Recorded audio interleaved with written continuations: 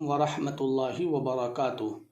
मुअज़्ज़ज़ नाज़रीन, आइए आज हम लोग सबक नंबर 23 का दूसरा हिस्सा पढ़ते हैं, जो कि ज़िराअत है, यानी खेती। ज़िराअत, खेत। ये जो मेंढों से घिरे हुए ज़मीन के क़ित्अे तुम देखते हो, यही तो खेत हैं। मेंढों से खेत की हदबंदी और हिफाजत होती है। मेंढ यानी मुंडेर जिसको कहा जाता है, जो खेत के बीच में हुआ करता है, जैसे कि उस पर बैठने के लिए या इसी तरह से उस पर चलने के लिए, और वहाँ से एक दूसरे के खेत में पाँव ना पड़े, बल्कि उस मेंढों के ऊपर से, मुंडेरों के ऊपर से चलकर इंसान पगडंडी तक पहुँच जाए, तो इसलिए वो बनाई जाती है। उससे फसल की और खेत की हिफाजत होती है। वो देखो, एक आदमी हल बैल लिए आता है। हल से खेत जोतेगा, फिर बीज बोएगा। अनाज के बीज से अनाज पैदा होगा,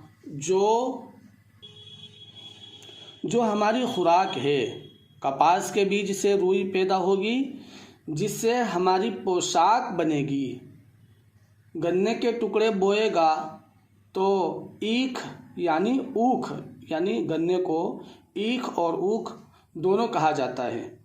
तो ईख यानी ऊख पैदा होगी। उसको कोल्हू में पेल कर रस निकालेंगे। रस को पकाकर गुड़ और राब बनाएंगे। राब से शक्कर बनेगी। शक्कर से तरह तरह की मिठाइयाँ तैयार होगी। आहा, ये तो हमारा पड़ोसी धन सिंह है। अजी, ये बड़ा मेहनती किसान है। दिन निकलने नहीं पाता कि ये अपने खेतों पर मौजूद हो जाता है। खूब जी लगाकर होशियारी से काम करता है। उसी की कमाई से सारा कुंबा पलता है। उसी का एक भाई फ़कीरा है, बड़ा सुस्त और कामचोर। अवेर सवेर बोता है, पैदावार अच्छी नहीं होती, हमेशा कर्जदार रहता है। खेत क्यार के कामों को खेती बाड़ी, काश्तकारी या ज़िराअत कहते हैं। जो खेती करता है वो काश्तकार कहलाता है। जो सवेरे सवेरे अपने खेतों पर जाता और अपने कामों में जी लगाता है, वही खाता कमाता और नफ़ा उठाता है। आड़े वक्त के लिए कुछ बचाता है। देखिए, ज़मीन नंबर 2, ज़मीन। खेती के अंदर एक तो खेत के बारे में खबर दी गई।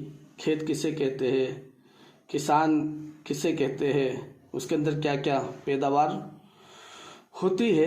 अब दूसरी चीज़ उसके अंदर जो अहम है, जो कि ज़मीन है, क्योंकि ज़मीन ही के ऊपर खेती की जाती है, तो उसके बारे में बतलाई जा रही है। नंबर 2, ज़मीन। ज़मीन क्या चीज़ है?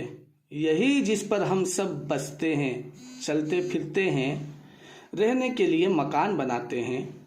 देखो, ज़मीन पर हरे हरे पेड़ उगे हुए हैं। कोई छोटा है, कोई बड़ा।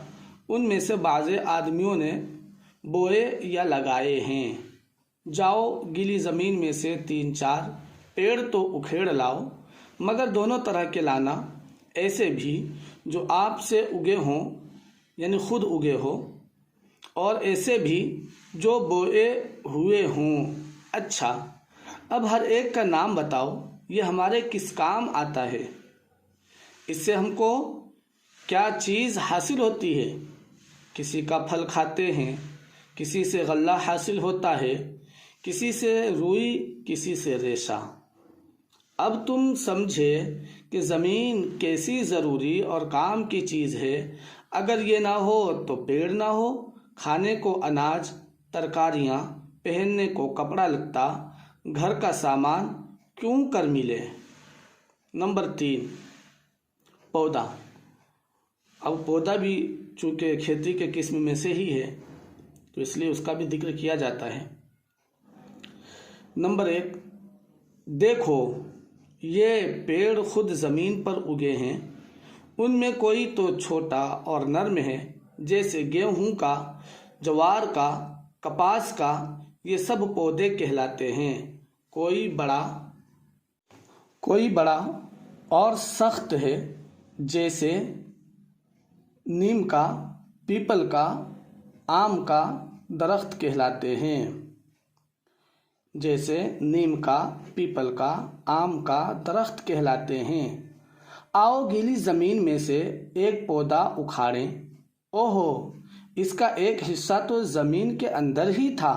देखो, जो हिस्सा ज़मीन के ऊपर था उसका रंग तो हरा है, और जो ज़मीन के अंदर से निकला वो पीला है। उस पीले हिस्से को जड़ कहते हैं। जड़ ज़मीन के अंदर रहती है और वहीं बढ़ा करती है। पेड़ का हरा हिस्सा जड़ से ऊपर का जो ज़मीन के बाहर निकला रहता है उसको तना कहते हैं। पेड़ का हरा हिस्सा जड़ से ऊपर का जो ज़मीन के बाहर निकला रहता है उसको तना कहते हैं। ये जो तना के ऊपर हरी हरी हवा से हिलती नज़र आती हैं, ये पत्तियां कहलाती हैं। ये पत्तियां हमेशा तना ही पर लगती हैं, जड़ में कभी नहीं होती। अब तो जान गए होंगे कि पेड़ के कितने हिस्से होते हैं। जी हाँ, 3। जड़, तना, पत्तियां। तना पर पत्तियों के अलावा फूल और फल भी लगते हैं। फलों में दाने होते हैं जिनको बीज कहते हैं। अल्हम्दुलिल्लाह, ये सबक नंबर 23 का दूसरा हिस्सा भी मुकम्मल हुआ। अल्लाह का शुक्र है। आप इसी तरह से लगे रहें। अब तीसरे हिस्से के लिए, तीसरी वीडियो के लिए इंतज़ार करें। अनकरीब वो भी पेश की जाएगी। अस्सलामु अलैकुम वरहमतुल्लाहि वबरकातुहू। लाइक करें हमारी इस वीडियो को, हमारे YouTube चैनल को सब्सक्राइब करें और बेल आइकन को दबाना ना भूलें।